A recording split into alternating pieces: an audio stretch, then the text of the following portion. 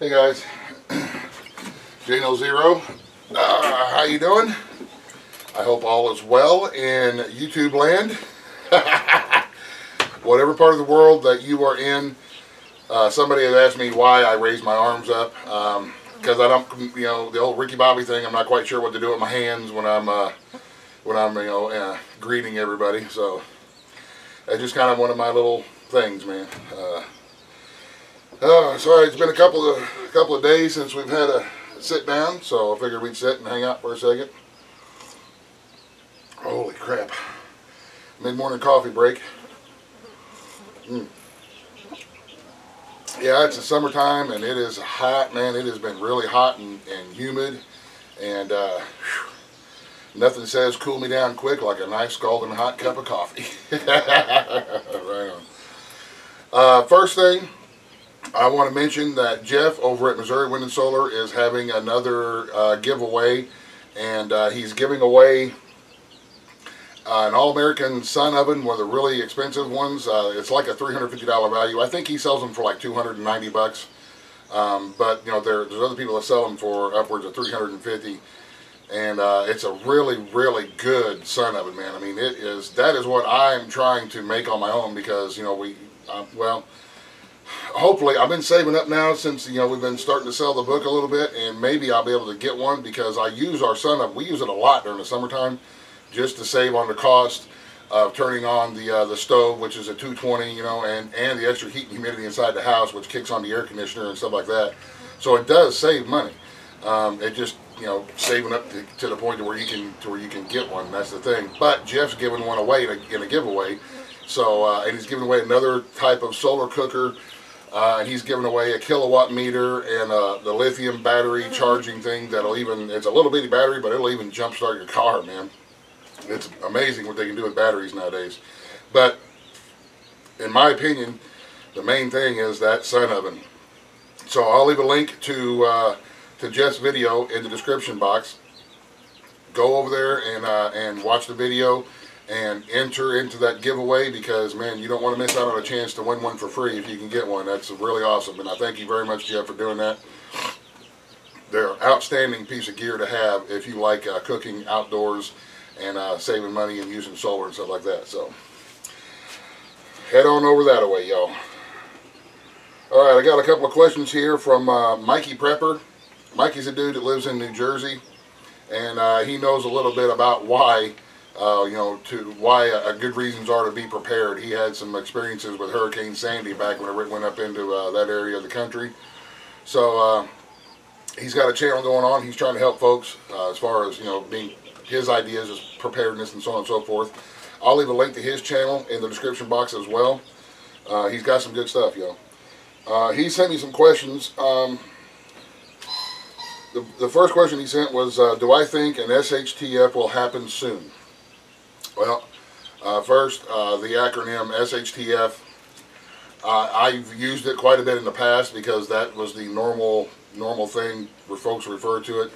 Nowadays, I refer to it more along the lines of an LCE, which means life-changing event. I like that better than I do the SHTF, just for personal reasons. Do I think one is going to happen soon? We're in the middle of our storm season, so yes, I think there's going to be some sort of an event here very soon. I always, in the wintertime and in storm season time especially, I'm always on alert. I always believe something's going to happen. That kind of keeps me on my toes and keeps me aware of the weather.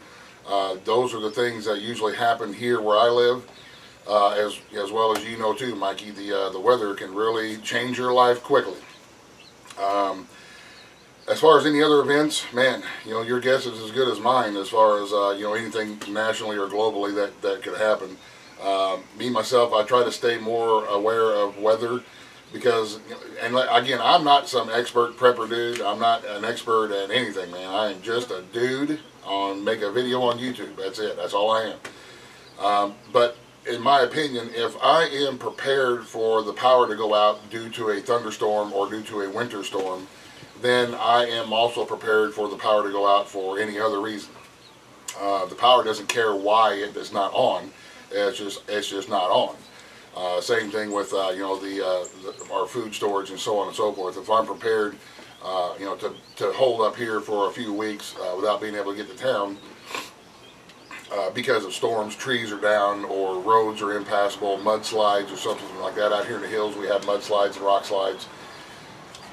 So those are kind of things that that we're prepared for. In the wintertime, I like to keep 6 or 7 months worth of stuff on hand.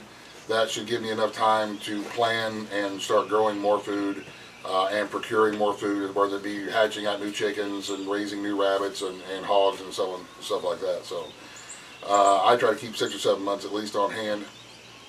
And the good thing about the preparedness is, and homesteading especially, is you can always replenish. Now we're getting into gardening season, and our garden's starting to come on, so now we can start filling up our pantry shelves again with stuff we've grown from the garden and preserved that we've used in the wintertime. We can start replenishing our shelves again without having to go out and spend a lot of money. We can make our sauce, we can make salsa and stuff like that, can it up, put it in the pantry, and we've got it. We're good to go. So, but yeah, I usually stay aware of what's going on. Not that I think anything's going to happen soon, and I don't like to be, I'm not going to be paranoid or that kind of stuff. I'm going to still enjoy my life and continue my life, but I always try to keep in the back of my mind and be aware of what's happening, just so if I know something's coming, then I can get a little extra prepared for it as far as storms and stuff go. But yeah, that's that. My most valuable prepping item, probably my brain, and it doesn't work all that well anymore, but being able to think, being able to repurpose things, being able to come up with a plan and stick to the plan, having ideas about what would work better, having ideas on how, like with the outdoor kitchen here, we had an oven that burned out, so we put it out here and built a fire underneath it. That way we still have an oven. The solar ovens and all that kind of stuff. Being able to think, I guess, outside of the box, think outside of the normal, is a very good tool. As far as one specific piece of gear, I don't know, man. All gear, any gear is better than no gear, and all gear is good. And I really don't know what a specific piece of most valuable prepping gear would be. I guess it just all depends on the individual and on the individual situation. For me, here at our place, it's probably going to be my chainsaw, because we burn a lot of wood, and we use a lot of wood for cooking and for heating and stuff. So, but I think that's something that's going to be an individual answer as far as each individual situation goes. What's going to be the most valuable to them? For me, probably my chainsaw. That way I can get a lot of wood cut pretty quick. The gun laws in New Jersey suck. Would you recommend the state? I don't know. I live in Ohio. I live in the very, very southernmost part of Ohio, and Ohio's been good to me so far. Nothing that is unreasonable in my opinion.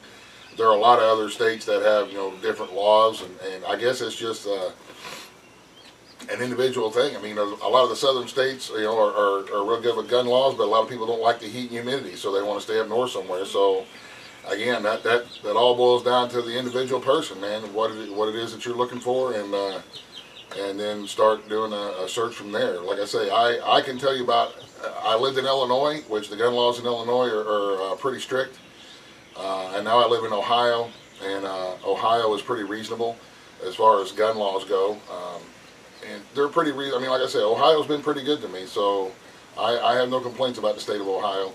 And I do know that right across the river, Kentucky is a good state. It's a beautiful state. There's a lot of opportunities there, and it's like the hills that I live in here in southern Ohio. If you buckle down and you get after it and you do it, you can provide for yourself off of a little piece of property. So there you go. I really don't know much about any other states as far as living in. So not an expert, man. Just a dude. Bugging in or bugging out? Well, I think too that's going to be another individual choice. I mean, if you're in an area that's going to turn out to be dangerous, if there is some kind of a big event, then you may want to make plans on getting out if something bad happens. Me, I'm staying. I'm bugging in. That is my plan. This is where all my stuff is. This is where my family is. With my wife being disabled and handicapped, I definitely don't want to be dragging her around, especially if it's some kind of a big life-changing event. I don't want to be dragging her around and exposing her to that. Definitely not going to just grab a bug-out bag and hit the woods and live in the woods because, like I say, I've got kids and I've got my handicapped wife. A single dude, man, they could probably do all right doing that. But me, I have to consider my family in the plan, and so my plan is to here we're gonna bug in. We're here. This is where our stuff is. This is where we have everything set up, and this is where we're comfortable at, and we can continue to live after some sort of event. Now, if it's like a bad chemical spill or something like that, and we have no choice but to leave here, then we will. But that's a pretty rare chance in this area that I live in. But if it does happen, then I've got a get-home bag that we keep in the truck. That anytime that we're out and about at any kind of a distance, then we'll throw that get-home bag. It's got some gear and stuff in it. I did a video about it back in the past.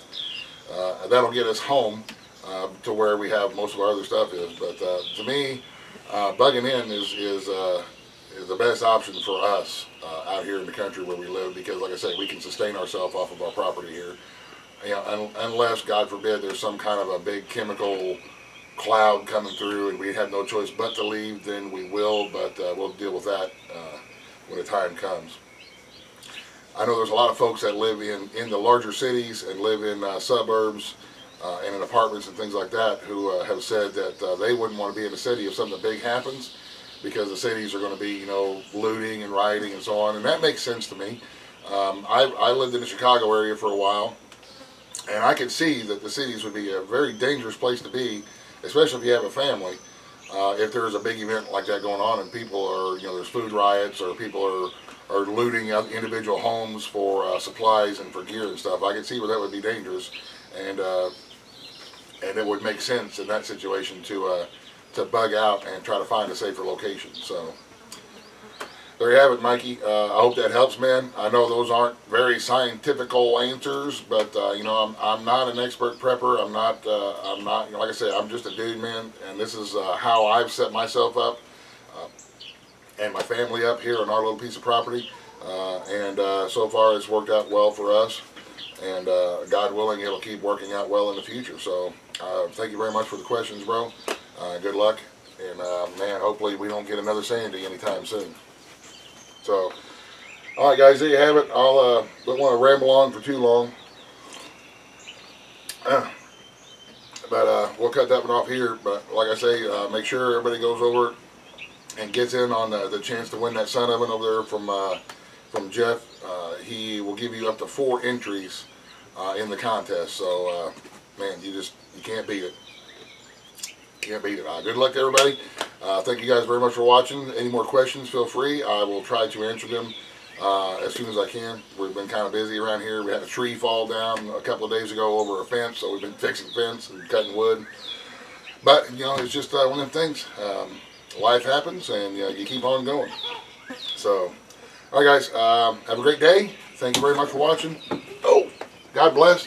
Me in. Buzz, buzz, the end.